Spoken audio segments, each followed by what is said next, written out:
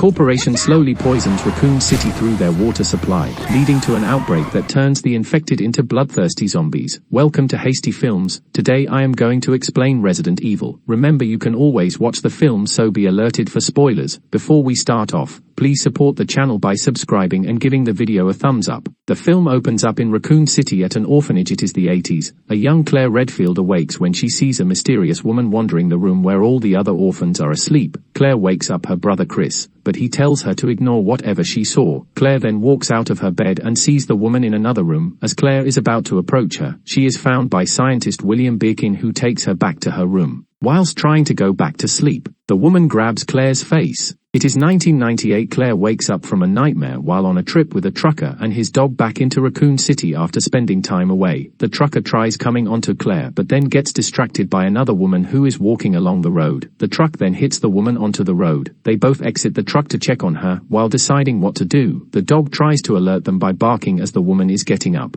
but the two does not notice her walking away. The dog then gets out of the truck and begins licking the woman's blood off the road. As they begin to freak out upon finding that the woman is gone, Claire then looks into the woods and sees the woman staring back at her menacingly. Text states that the Umbrella Corporation was the top pharmaceutical company in the world, but they have recently taken their operations out of Raccoon City, with only a few staff workers remaining, as well as those too poor to leave the city. Leon Kennedy wakes up for the night shift at the police station. Being a rookie, he goes to a diner where other Raccoon City officers are hanging out. Two other officers, Kevin Dooley and Enrico Marini, taunt Leon before they are called to investigate the Spencer mansion. The other officers head out, as Leon speaks to the waitress Louise. She had noticed him looking at Jill, but Louise tells him Jill has eyes for Wesker. Louise's eye then tears blood, which she tells him has been going on for weeks. The trucker is seen with his dog, drooling excessively and his eyes looking glassy. The dog then takes a big bite into the trucker's hand. Claire makes it to the home of Chris, who is now a cop and has been estranged from Claire after he believes she ran away from the hospital. She breaks into the house and is confronted by Chris. Claire then tells him she came back to find a man named Ben, who has been in contact with her and says that Umbrella has been poisoning the city's water supply. Chris dismisses this as just another one of Claire's conspiracy theories and readies himself for work. In the Birkin home, William's daughter Sherry wakes up screaming. He and his wife Annette goes into her room to comfort her. William then gets a call and tells Annette and Sherry that they need to leave immediately. An emergency siren then goes off all across the city. After Chris leaves, Claire sees a neighbor woman and her son looking sickly. The woman writes "itchy, tasty" in blood before Claire goes over to check on the boy. The woman then bursts in through the glass door and attacks Claire, but she knocks her off and flees on a motorcycle. She rides until William almost hits her. Claire recognizes him as he had attempted to have her removed from the orphanage for meddling in his affairs. At the police station, Chief Brian Irons gathers the main team of cops together to inform them that they haven't heard back from Dooley and Marini since they went to the mansion. He then sends them to go find the two cops. Leon is forced to stay at the front desk. Meanwhile, Wesker receives a message on his beeper to go to his locker. There he finds a Palm Pilot with a message from his secret employers telling him that Raccoon City will be destroyed by the morning. The trucker, now fully infected, drives the truck until it rolls over in front of the police station, exploding into a huge fireball. Leon sees none of this as he is passed out with his headphones on. The trucker then walks in, completely engulfed in flames, but Irons shoots him dead. He then makes Leon extinguish the dead trucker and close the gates to the station before heading outside by himself. Before we go on, please take a moment to subscribe to the channel and like upon this video. That is how you are going to get more films hastily. Have you subscribed yet?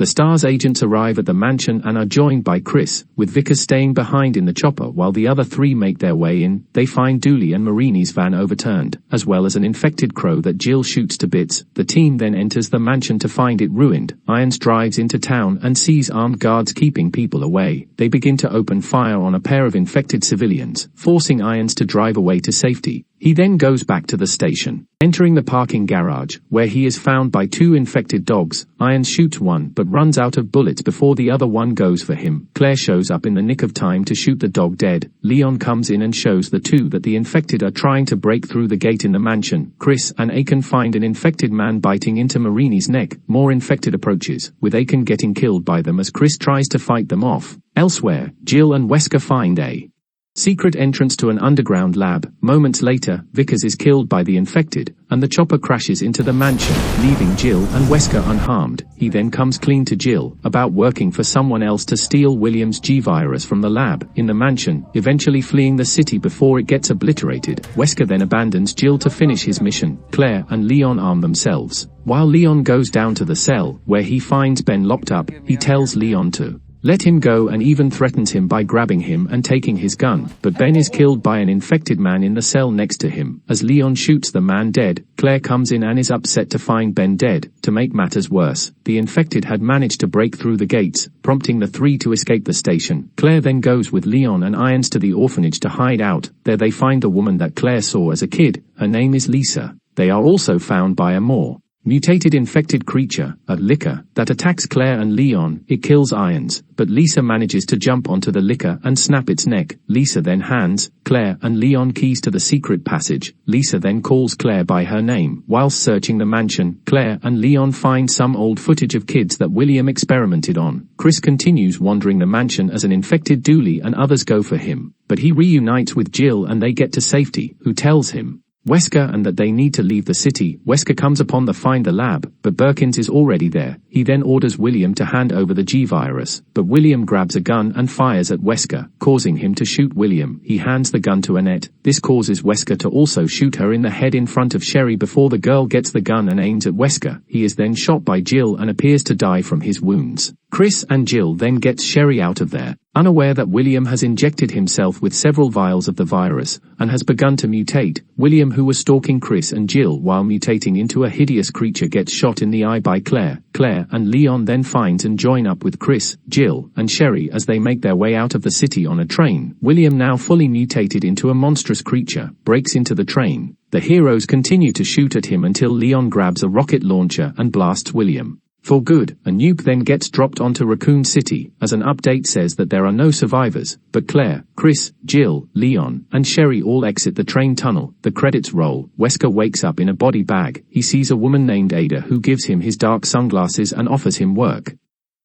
That's it, guys. Please leave your comments on this movie. Also tell me, what movie do you want to see? Right here on Hasty Films. Please don't forget to like the video and subscribe to the channel. Also hit that bell icon so you can be notified at every upload. Thank you, and please, have an awesome day you.